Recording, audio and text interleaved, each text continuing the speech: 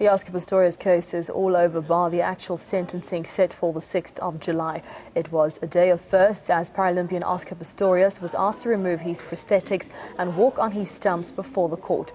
But an emotional Oscar broke down as pressure mounted ahead of sentencing.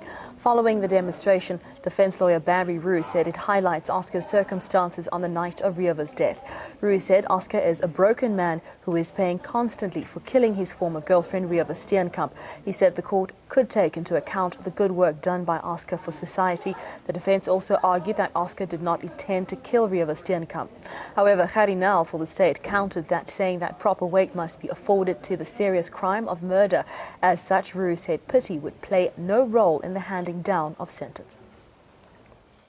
As Mrs. Steenkamp wanted photos, for that reason I want the accused to stand there, and when I address you on that, on his stumps, that we can have an idea of who the second Oscar was. Otherwise it does not help. He would not be seen as that. So I asked permission that he could just come around, my lady, stand there when I point out certain things, that we have reality in this. And it's so important for our case and whatever may follow in this case, my lady. So I asked the court's permission. Thank you. Everyone either did not know what was going on in the relationship or experience his relationship with the deceased as a good relationship.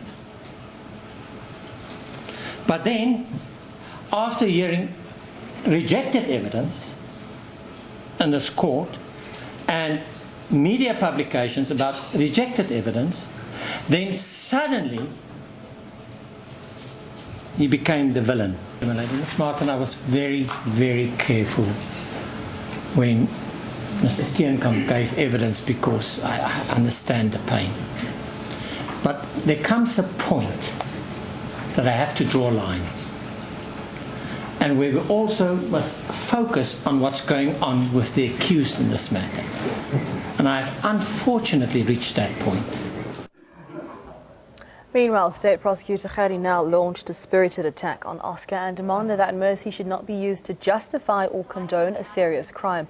Kardinaal argues in the state's closing arguments. He also asserted that a balanced sentence must reflect the seriousness of the offence and outrage of the public. Mercy has nothing to do with nothing in common with maudlin sympathy for the accused. It was moreover affirmed that it would be wrong first to arrive at an appropriate sentence by reference to the relevant factors and then to seek to reduce it for mercy's sake. Appellate Division observed in this respect that the question of mercy should be seen primarily in contradistinction to and as a corrective for a tendency towards callous and arbitrary vindictiveness in the sentencing of offenders. But nevertheless, the consideration of mercy should not justify any suspicion of a desire to condone or minimize serious crime. Each of the elements of punishment is not required to be accorded equal weight, but instead proper weight must be accorded to each according to the circumstances of the case.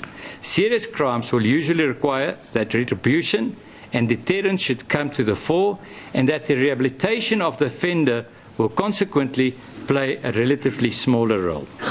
The court convicted this accused, the trial court, of culpable homicide, and in that judgment said it was a very serious offence. It's now murder, my lady. It's more serious. Earlier, Riewer Steenkamp's cousin Kim Martins testified in aggravation of sentence. Martins told the court that Oscar Pistorius still hasn't apologized for shooting and killing his girlfriend. She said the family is still waiting for the convicted murderer to tell the truth about what happened at his Pretoria home on Valentine's Day in 2013. All we've ever wanted is the truth. And I know people said, but you got the truth, but we didn't. Oscar's version changed so many times.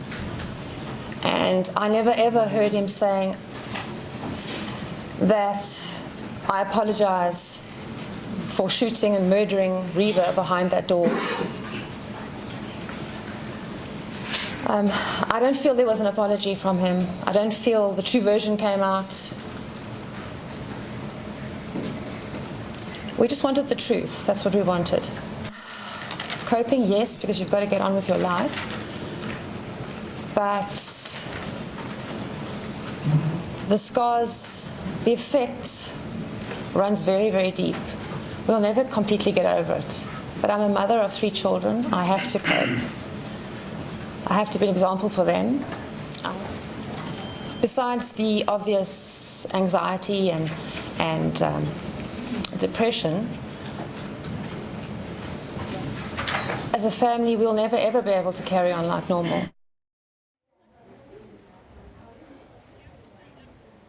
Well, sentencing will take place on the 6th of July. Judge Thokozile Masipa said that the court would convene on Wednesday, the 6th of July, for her to hand down the sentence. She also allowed an application by Chief Prosecutor Gerrie Nel, backed by the Steenkamp family, to publish the photos of Reeva Steenkamp's injuries.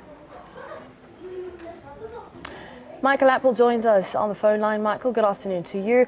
The defence has said that there's no purpose in sending Pistorius to prison, and earlier on in court, in a moment of high drama really, with many people in court, almost in tears, Oscar Pistorius was asked to take off his prosthesis and walk across the room, grabbing the desk for support. What do you make of what took place then?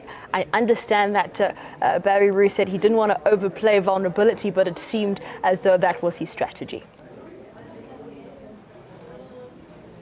Yes, that's right. It does seem to be a strategy of the defence team in arguing in mitigation of sentence, having Oscar Pistorius removing his prosthesis and hobbling along on his stumps in front of the court, in front of the world, actually, and then standing there in front of Judge Masipa.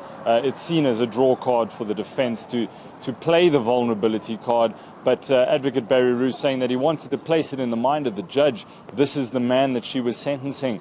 On his prosthesis, he's 185 meters tall. He's just a little bit shorter than I am. On his stumps, he's 1.5 meters tall. Wanted to place it in the mind of the court. He was 1.5 meters tall at the time he fired those shots. It was in the dark. It was 3 a.m. He was frightened. He suffers from generalized anxiety disorder. This is the man that you need to place in your mind when you're sentencing him. And obviously, the defense going to lean towards the leniency side, and obviously asking for mercy from the court. What do you make of the court ruling the photos of Steenkamp's injuries be published? Well, yes, Judge Masipa was placed with rather a difficult decision to make based on this application from the state and from the Steenkamp family. They've decided that they want those very gruesome, very grisly crime scene photos of their daughter. Famously, they were shown in court by State Advocate Prosecutor Gerrie Nel during the trial, and they were broadcast on screens throughout the courtroom and over into the adjacent courtroom and the overflow courtroom. Very gruesome photos, but it was Barry Steenkamp who asked on the stand, and from the stand he says it's time that the world sees what Oscar Pistorius did to his daughter, perhaps as a deterrent to anybody else who's thinking of picking up a gun and firing at another human being.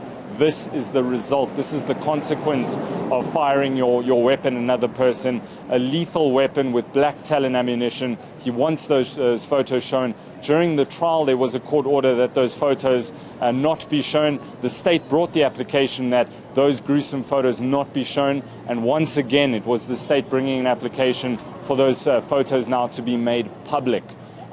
State Prosecutor Gerrie Nel saying that once it is public, whoever decides to reproduce or republish those photos, what they do with it, they have to bear the brunt of those consequences. But it is a request from the family. It's not being opposed by the state that these photos be made public. Judge Masipa agreeing with them. Well, Michael Apple, thank you so much for that update.